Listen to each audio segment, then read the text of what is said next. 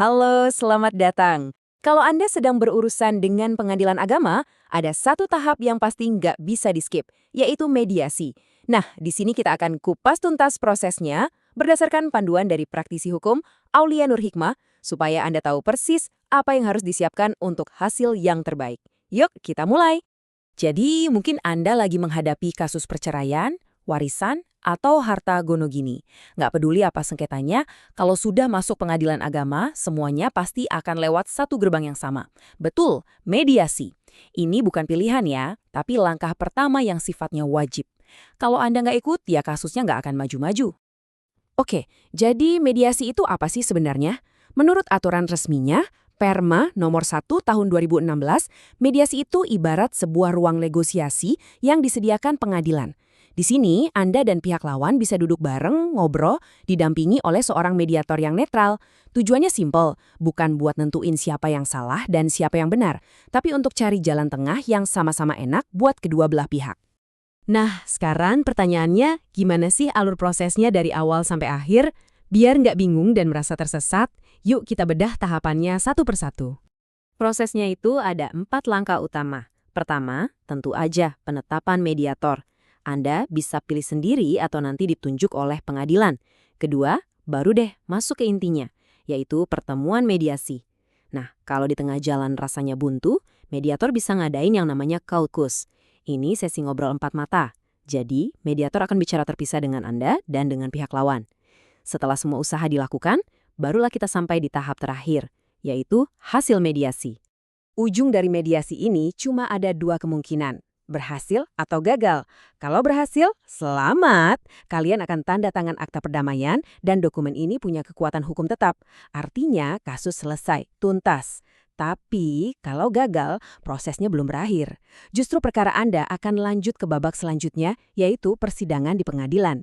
Nah, sekarang kita masuk ke bagian yang paling penting, yaitu senjata utama Anda dalam mediasi, resume mediasi. Jangan anggap ini cuma selembar kertas ya, ini adalah peta strategi Anda. Cara Anda menyusun dokumen ini bisa jadi penentu berhasil atau tidaknya mediasi. Poin utamanya begini, resume mediasi itu adalah kesempatan Anda untuk memegang kendali narasi. Jadi, daripada cuma merespons apa kata pihak lawan, Anda bisa proaktif menentukan arah diskusi. Ini cara Anda bilang ke semua orang, saya datang ke sini dengan niat baik dan rencana yang jelas untuk berdamai. Oke, kita bedah isinya. Bagian pertama dari resume adalah poin-poin masalah. Di sini, coba deh kesampingkan dulu emosinya. Fokus ke inti sengketanya, langsung to the point. Apa sih masalah utamanya? Apa fakta-fakta kuncinya? Tulis dengan singkat dan jelas, seolah-olah Anda lagi ngejelasin ke orang yang sama sekali nggak tahu apa-apa soal kasus Anda. Setelah menjabarkan masalahnya, sekarang saatnya Anda menawarkan solusi. Inilah jantung dari resume Anda. Tawaran perdamaian. Jangan cuma nulis, saya ingin yang adil. Itu terlalu umum. Harus konkret. Sebutkan angkanya. Misalnya, nafkah idah berapa rupiah? Harta gono gini, aset mana buat siapa? Soal hak asuh anak, jadwalnya mau diatur seperti apa? Semakin spesifik tawaran Anda, semakin besar peluangnya untuk dibahas dan diterima. Oke, resume dan strategi udah siap. Tapi, tunggu dulu. Sebelum masuk ke ruang mediasi, ada beberapa checklist teknis yang sifatnya wajib. Kelihatannya sepele, tapi kalau salah sedikit aja, bisa-bisa mediasinya gagal total. Mari kita pastikan semuanya aman. Ada 3 hal penting yang harus Anda cek ulang. Pertama, identitas. Pastikan nama Anda di KTP, buku nikah, dan surat kuasa itu sama persis, sampai ke titik dan komanya. Beda 1 huruf aja bisa jadi masalah. Kedua, kalau Anda pakai pengacara, pastikan legalitasnya lengkap. Salinan KTA dan berita acara sumpahnya wajib dilampirkan. Dan yang terakhir, ini aturan yang paling krusial dan nggak bisa ditawar.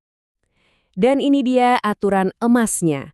Walaupun Anda pakai pengacara paling hebat sekalipun, Anda sebagai prinsipal atau pihak yang berperkara, wajib hadir langsung. Pengacara bisa mendampingi dan bicara untuk Anda, tapi mereka nggak bisa menggantikan kehadiran fisik Anda. Aturan ini mutlak, jadi pastikan Anda bisa datang sendiri. Jadi, kita sudah membahas alurnya, strateginya lewat resume, sampai ke aturan-aturan wajibnya. Sekarang, bolanya kembali ke tangan Anda. Mediasi itu adalah kesempatan emas untuk menyelesaikan masalah dengan cara Anda sendiri, bukan lewat putusan hakim. Ini bukan soal menang atau kalah, tapi soal mencari jalan keluar. Pertanyaannya, apakah Anda siap mengambil kendali itu dan mengubah sengketa ini menjadi sebuah kesepakatan?